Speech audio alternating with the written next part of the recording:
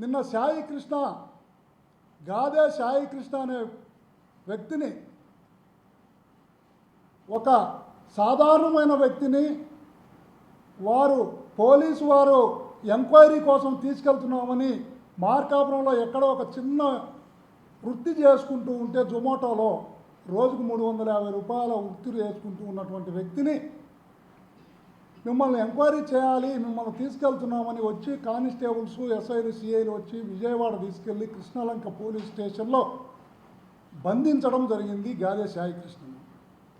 కానీ విచారణ నిమిత్తం తీసుకెళ్ళినటువంటి గాదే సాయి కృష్ణ వారితో పాటు ఇంకా కొంతమంది అక్కడ ఉన్నారు, విచారణ చేస్తున్నామని చెప్పి ఆ దశలో ఏమి విచారణ చేస్తున్నారు మా అబ్బాయినని గాదే సాయి కృష్ణ తల్లి విజయలక్ష్మి గారు ఆ స్టేషన్కి వెళ్తే అక్కడ గాదే సాయి కృష్ణను కనిపించకుండా మిగతా వారు కనిపిస్తుంటే వాళ్ళని పెట్టేటటువంటి చిత్రహింసలను చూసి వారి తల్లిగారు గాదే విజయలక్ష్మి గారు ప్రశ్నిస్తే, గాదే సాయి కృష్ణ అనే వ్యక్తి ఇక్కడ లేడు, మా దగ్గర కనిపించడు, ఇక నీకు ఉండడు, నీవు ఒక ఫోటో రూపంలో తీసుకో, ఆ ఫోటో రూపానికి దండ వేసుకో అని సాక్షాత్తు స్టేషన్లో ఉన్నటువంటి సిఐ గారు ఆ తల్లికి చెప్పడం అనేది ఎంత బాధాకరమైన విషయమో ఈనాడు ఈ కాపు సోదరులు కానీ కాపులో ఉన్నటువంటి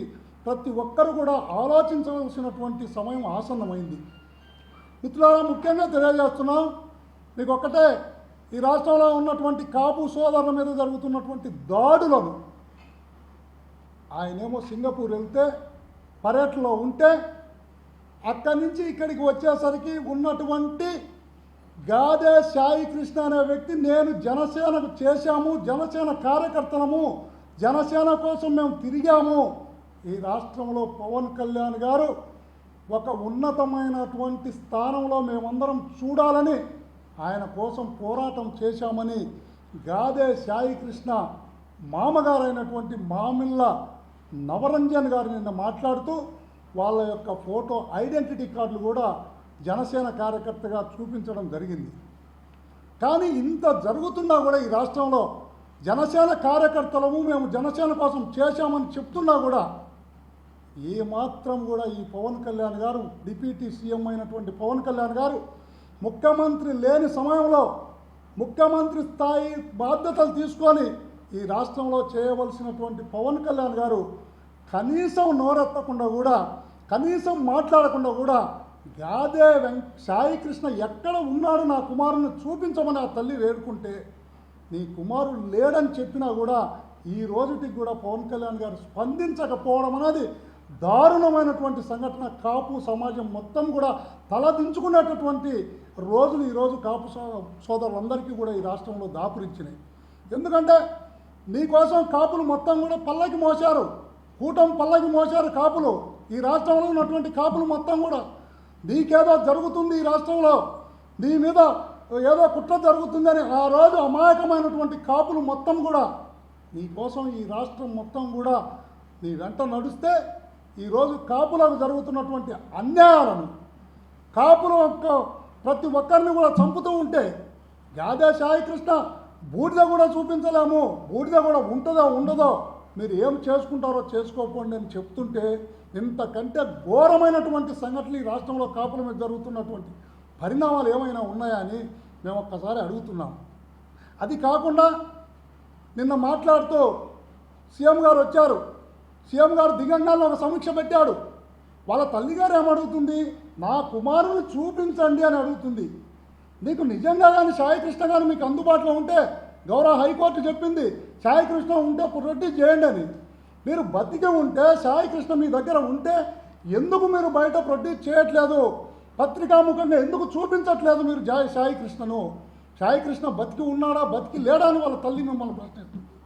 బతికి ఉంటే ఎందుకు చూపించకుండా అదే సామాజిక వర్గానికి చెందినటువంటి సిఐ ద్వారా ఈ కూటమి ప్రభుత్వం ఎప్పుడు అధికారంలోకి వచ్చినా కాపుల ద్వారానే వారిని అనగదొక్కుతూ వారి ప్రాణాలు తీస్తూ ఈ సిఐ నాగరాజు ద్వారా చిత్రహింసలకు గురి చేసి సాయి కృష్ణ లాకప్ డెత్ జరిగారనేది ఈ రాష్ట్రం మొత్తం కూడా కోడై కూస్తూ ఉంటే లాకప్ డెత్ జరగలేదు, సాయి కృష్ణ చనిపోలేదు, సాయి కృష్ణ ఉన్నాడని ఒక దొంగ మాటలు చెప్తూ సిఐని ఊరికే ఒకరోజు విఆర్కి అన్నారు, ఒకరోజు సస్పెండ్ చేసినామని కాలం వెళ్ళబుచ్చుతూ కాలం జరుపుకుంటే ఈ రాష్ట్రంలో ఉన్నటువంటి కాపు సోదరులారా ఇప్పుడైనా మేల్కొనండి. కాపులు పల్లకి మోయగాకండి. ఈ రాష్ట్రంలో కాపులపై జరుగుతున్నటువంటి అన్యాయాలను, దాడులను, జనసేన కార్యకర్తల మీద జరుగుతున్నటువంటి అన్యాయాలను ఈ డిప్యూటీ సీఎం అయినటువంటి పవన్ కళ్యాణ్ గారు ఎందుకు మాట్లాడరు? ప్రశ్నించే తత్వం ఉన్నటువంటి నాకు, అయ్యా పవన్ కళ్యాణ్ గారు, నీకు 2 చేతులు జోడించి నమస్కరించి చెబుతున్నాం. కాపులంటే చిన్న చూపు చూస్తున్నటువంటి ఆ కూటమి ప్రభుత్వం, మీరందరూ భాగస్వామ్యమైనటువంటి ప్రభుత్వం, ఎక్కడ చూసినా కాపులను దక్కుతున్నారు, కాపులను అనగదక్కుతున్నారు. మా ప్రకాశం జిల్లాలో దారకానిపాడులో లక్ష్మీనారాయణ అనే వ్యక్తిని ఈ కూటమి ప్రభుత్వానికి సంబంధించినటువంటి సామాజిక వర్గానికి చెందినటువంటి వారు, వాళ్ళు బండ్లతో, బైకులతో, కార్లతో తొక్కించి చంపితే ఒక్కసారైనా మాట్లాడావా నువ్వు ఈ రాష్ట్రంలో ఉన్నటువంటి కాపుల గురించి? ఒక్క రోజైనా మాట్లాడావా? ఇప్పటికైనా కాపులను గురించి ఏ రోజైనా మీరు మాట్లాడారని పవన్ కళ్యాణ్ గారిని మేము ప్రశ్నిస్తున్నాం. ఎందుకు మీరు మాట్లాడరు కాపుల గురించి? కాపులకు జరుగుతున్నటువంటి అన్యాయాన్ని గురించి మీరు ఎందుకు ఎక్కడ ప్రశ్నించరు?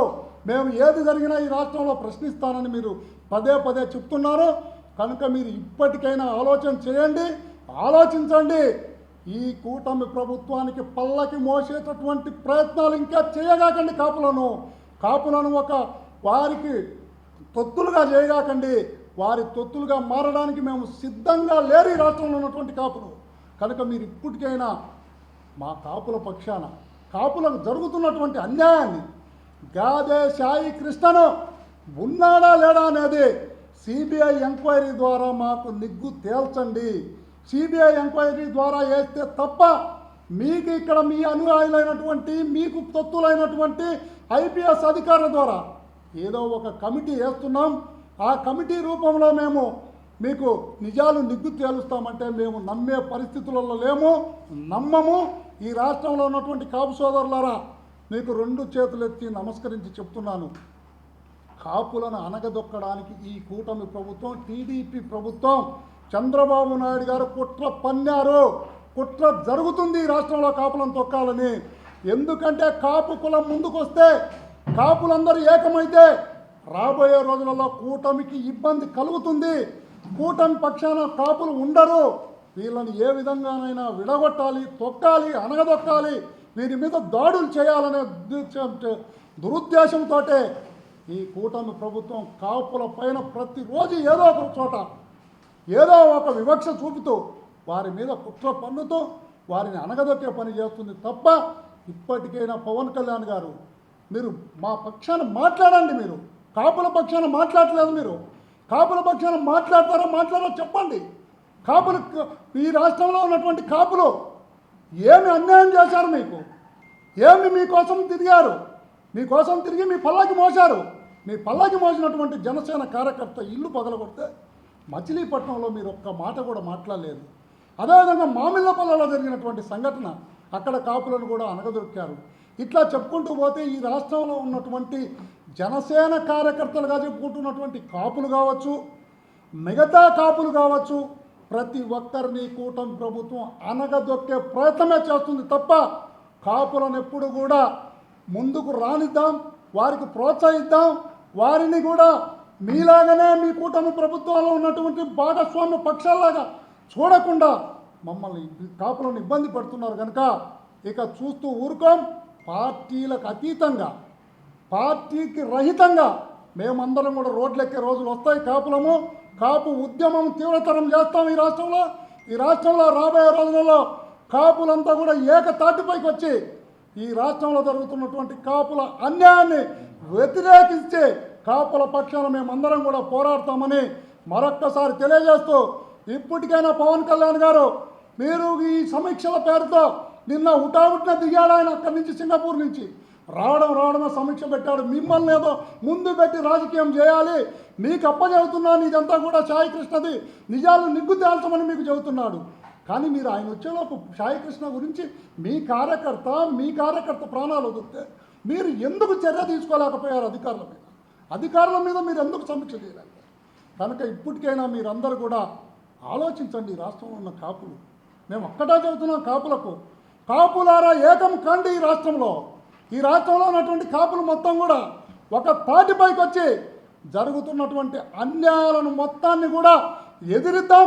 ఎక్కడ ఏ కాపు నాయకుడికి ఎక్కడ ఈ రాష్ట్రంలో అన్యాయం జరిగినా మనం అందరం కూడా ఏకతాటిపైకి వచ్చేసి ఎదిరించకపోతే ఈ రాష్ట్రం మొత్తం కూడా దైవంతో సమానమైనటువంటి వంగవీటి మోహన రంగా గారిని ఇదే విజయవాడ నడిబొడ్డులో ఏ విధంగా ఈ కూటమి ప్రభుత్వం ఆనాడు అధికారంలో ఉన్నటువంటి తెలుగుదేశం ప్రభుత్వం ఎట్లా మట్టు పెట్టారో ఈరోజు కాపులుగా ముందుకు వస్తున్నటువంటి ఉన్నతమైనటువంటి నాయకులను కూడా ఈ రాష్ట్రంలో కాపుల పక్షాన పోరాటం చేసేటటువంటి నాయకుల మీద కూడా దాడులు చేస్తూ వారిని అనగదొక్కుతూ వారు బయటికి రాకుండా చేయాలనే ఉద్దేశం కుట్ర జరుగుతుంది. టీడీపీ ప్రభుత్వం చేస్తుంది. కనుక చంద్రబాబు నాయుడు గారికి ఇప్పటికైనా కాపులు బుద్ధి చెప్పే రోజులు రావాలని తెలియజేస్తూ పవన్ కళ్యాణ్ గారు కూడా కాపుల పక్షాన నువ్వు జరుగుతున్నటువంటి అన్యాయాలను ప్రశ్నించమని మేము వేడుకుంటూ ఈ యొక్క సాయి కృష్ణను సస్పెండ్ చేయడం కాదు, సాయి కృష్ణ ఉంటే తీసుకొచ్చి చూపించమని మేము అడుగుతున్నాం. మీకు ఏంది ఈ జరిగేటటువంటి అన్యాయం? సాయి కృష్ణ బతుకుంటే చూపించండి. సిఐ నాగరాజును సస్పెండ్ చేసి అయిపోయిందని మీరు చేతులు దులుపుకుంటే కుదరదు. సాయి కృష్ణ ఉన్నాడా లేడా, బూడిద ఉందా, నిగ్గు తేల్చమని సిబిఐ ఎంక్వైరీ చేయమని మేము డిమాండ్ చేస్తున్నాం. ప్రెస్ అండ్ మీడియా సోదరులకి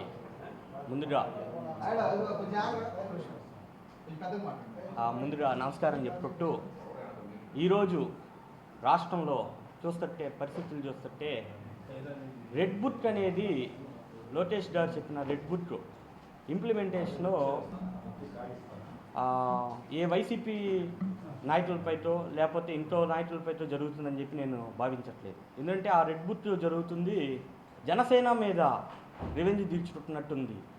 చూస్తుంటే ఈరోజు ఇంతకుముందు అందరూ మన దేశంలో ఏదైనా సంఘటన జరిగితే బీహార్తో కంపేర్ చేసేవాళ్ళు, కానీ ఇప్పుడు చూస్తే ఆంధ్రప్రదేశ్తో కంపేర్ చేస్తున్నారు. అంటే సంఘటనలు అలా జరుగుతున్నాయి. ఒకసారి చూసుకుంటే ముద్రగడ్డ పద్మనాభం గారిని 2016లో తుని ఘటనలో ఎంత హింస పెట్టారు, ఎవరు ఆ రోజు అధికారంలో ఉంది? చంద్రబాబు నాయుడు గారు కాదా? ఈరోజు చూసుకుంటే అంబటి రాంబాబు గారిని ఇబ్బంది పెట్టారు మొన్న తిరుపతి లడ్డు విషయంలో. మరి ఈరోజు అధికారంలో ఉంది ఎవరు? ఇవన్నీ వైసీపీ మేము జరుగుతున్నాయి అని చెప్పడానికి ఒక ఉదాహరణ అయితే, ఒక్కసారి జనసేన లీడర్స్ ఎవరైతే ఉన్నారో జనసేన కార్యకర్తల మీద ఈరోజు జరుగుతున్న అన్యాయాలు జనసేన లీడర్స్ ఒక్కసారి దీన్ని చూడవలసిందా కోరుతున్నాను. ఎందుకంటే నిన్న జరిగింది గాదే సాయికృష్ణ విషయం. సాయికృష్ణ మీద రౌడీ షీట్ ఉండొచ్చు, అతను నేరం చేయొచ్చు, ఏదైనా కానీ చట్టాన్ని చేతిలో తీసుకునే అధికారం ఏ పోలీస్ అధికారికి లేదు. అతన్ని అంత దారుణంగా లాకప్ డెత్ చేసే అంత రైట్స్ లేవు. కానీ నిజానికి అసలు జరిగిందని చెప్పి ఇంకా చెప్పట్లేదు. లాకప్ డెత్ జరిగిందని చెప్తే మేము దాని మీద రోడ్డెక్కి పోరాటం చేయడానికి మా టాప్ నాయకులందరం రెడీగా ఉంది. కానీ మేము అడుగుతుంది అంటే గాదే సాయికృష్ణ బ్రతికున్నాడా? ఉంటే అతన్ని చూపించండి. లేని పక్షంలో చనిపోయాడని చెప్పేసి చెప్పండి. ఎలా చనిపోయాడు, ఎప్పుడు చనిపోయాడు, అతని మృతదేహం ఉందా, మార్చురీలో ఉందా, లేకపోతే తలలు పెట్టేశారా అని ఏందనేది మీ అందరి మీడియా సాక్షిగా చూపించాలా, దాని మీద విచారణ జరగాలా. దానికి కారణమైన వాళ్ళు అందరూ ఈరోజు పనిష్ అవ్వాలా. ఎందుకంటే మీరు ఇటీవల చూస్తే తమిళనాడులో ఇలాంటి సంఘటన జరిగితే 1 డే యాక్షన్ తీసుకున్నారు. జస్ట్ ఈరోజు జరిగితే రేపొద్దున వాళ్ళందరినీ సస్పెండ్ చేసేసి జైలుకి పంపించారు. మరి మన రాష్ట్రంలో ఇది జరిగి 14 రోజులు అయింది. అసలు ఏమవుతుంది, ఎటు పోతుంది రాష్ట్రం? ఒకసారి ఆలోచించండి. జనసేన లీడర్స్ అందరూ ఆలోచించండి. మనం ఇన్ని రోజులు ఎవరికి కొమ్ము కాసాం, ఎవరి కోసం పనిచేసాం, ఏం జరుగుతుంది? మొన్న చూస్తే అధికారం వచ్చిన తర్వాత కోటా వినూత అన్న శ్రీకాళహస్తి ఎమ్మెల్యే క్యాండిడేట్, ఆమెను ఎంత ఇబ్బంది పెట్టారు. ఆమెను ఒక మర్డర్ కేసులో ఇచ్చి చెన్నై చుట్టూ తిప్పారు. ఎవరి వల్ల అయింది అది? తెలుగుదేశం గవర్నమెంట్ చేసిన ఎమ్మెల్యే కాదా? ఎవరు ఏమి నష్టపోతుంది? మన కమ్యూనిటీ ఏం నష్టపోతుంది? మనం ఇలానే పోతే ఇంకొన్ని రోజులు మన కమ్యూనిటీ నుండి లీడర్స్ అనేవాళ్ళు పుట్టరు. ఒకసారి చూసుకున్నంటే మన రాష్ట్రంలో పెద్ద పెద్ద మినిస్టర్ పోస్టులు చేశారు. రాష్ట్రంలో పెద్ద లీడర్స్ ఎదిగారు మన కమ్యూనిటీ నుండి. మనం ఇంకా ముందుకు పోతే నెక్స్ట్ జనరేషన్ వాళ్ళు మన కమ్యూనిటీ నుండి కనీసం లీడర్షిప్ తీసుకోవటానికి కూడా ముందుకు రారు. ఎందుకు మనకెందుకు వచ్చిన రాజకీయం అనుకుంటారు. సో జనసేన లీడర్స్ అందరూ ఒకసారి ఆలోచించండి, ప్రశ్నించండి, స్టార్ట్ చేయండి. మరీ ముఖ్యంగా జనసేన అధినేత పవన్ కళ్యాణ్ గారు, ఈ మీడియా సాక్షిగా అడుగుతున్నాను, ఒక యువకుడిగా అడుగుతున్నాను, మీ ఫ్యాన్గా అడుగుతున్నాను. నేను కూడా మీ ఫ్యాన్నే. ఈ పార్టీలో ఉన్నంత మాత్రాన నేను మీ ఫ్యాన్ అవ్వకుండా పోలేదు. నేను మీ ఫ్యాన్, మీ సినిమాలే చూశాను. కానీ మీరు అడుగుతున్నాను నేను, మీరు ఇప్పటికైనా ప్రశ్నించండి, అడగండి, ఏం జరుగుతుంది ఈ రాష్ట్రంలో తెలుసుకోండి. మీరు అడిగి ముందుకు రాకపోతే మాత్రం టాప్ కమ్యూనిటీ అనేది రాజకీయంగా భూస్థాపితం అయిపోయిందని చెప్పి నేను కోరుకుంటున్నాను. దయచేసి ఇతనైనా ప్రశ్నించడం మొదలు పెట్టండి. 2 ఏళ్ళు అయిపోయింది, 3 ఏళ్ళు ఉంది ఇంకా మనకి పదవీకాలం. ఆ పదవీకాలంలో ఎంతో కొంత మీరే అన్నారు కదా, మీకు ఎలానో భావన లేదు, కుల భావం తెచ్చుకోనైనా నాకు పదవి ఇవ్వండి అని ఈరోజు ఇచ్చారు కదా. టాప్ సోదరులందరూ మిమ్మల్ని ఇనార్మస్గా నిలబెట్టారు కదా. 21 సీట్లో పోటీ చేస్తే 21 గెలిపించారు కదా. మిమ్మల్ని నమ్మి కదా ఓట్లు వేసింది ఈ టాప్ యువత అంతా. ఈ టాప్ యువత మీ కోసం కదా ఇంత చేసింది. వాళ్ళకి ఇలా జరుగుతుంటే, యువతను చంపేస్తుంటే మంగళగిరిలో ఫ్లెక్సీ కట్టారని చెప్పి భుజం గుండెల మీద దాన్ని వాళ్ళు అనగాని పదజాలంతో వాడి ఆయన టాప్ లీడర్ని తిట్టినప్పుడు ఆ రోజు రాలేదు కనీసం బయటికి. మనం ఇంకేం చేయగలం అంటే మాట్లాడే స్వేచ్ఛ కూడా లేకుండా పోతుంది. ఇంకొన్ని రోజులు పోతే కనీసం మనం మొహం కూడా చూపించలేకపోతాం. సో దయచేసి అర్థం చేసుకొని దీన్ని పోరాడండి, ప్రశ్నించండి చాలు. అంతకుమించి మేము ఇంకా మిమ్మల్ని అడిగే న్యాయం ఏమీ లేదు. ప్రయత్నిస్తే ఏదో ఒకటి ఫలితం దొరికింది అంతే. ప్రయత్నించమని చెప్పి కోరుకుంటున్నాను. సాయి నవీన్, తోట సాయి నవీన్. రెండు మాటలు ఎక్కువ కాకుండా బ్రీఫ్ కానీ లాంగ్ ఓకే.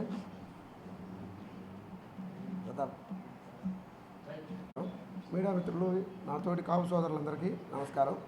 ఈరోజు ఈ కాపు సోదరులందరి సమావేశానికి కారణం 14 రోజుల క్రితం మన జిల్లా మార్కాపురం, ఉమ్మడి ప్రకాశం జిల్లాలో మార్కాపురంలో ఒక జొమాటోలో పనిచేస్తున్న సాధారణ కుటుంబంలో ఉన్న గాదే సాయి కృష్ణ అనే అబ్బాయి, మరి ఏం జరిగిందనేది ఇంకా పూర్తిగా మాకు వివరాలు రాలేదు.